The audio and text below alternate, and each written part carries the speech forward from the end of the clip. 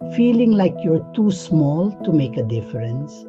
Alam mo, kahit gaano kaliit ang hakbang mo, may epekto yan. Minsan kasi, hindi natin nakikita agad yung resulta, pero bawat effort mo, unti-unting nag-a-add up sa success mo. Stop underestimating yourself. Hindi mo kailangan maging perfect bago magsimula. Lahat ng malalaking pangarap nagsimula sa isang maliit na decision. Sige, simulan ko na.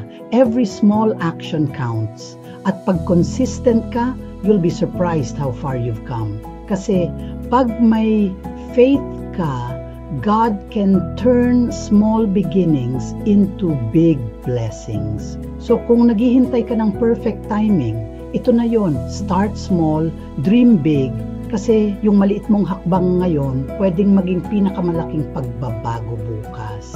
Kung ready ka nang mag-take ng next step, i-register mo lang name at email mo sa mariamoletaranza.com. Nandyan yan sa screen.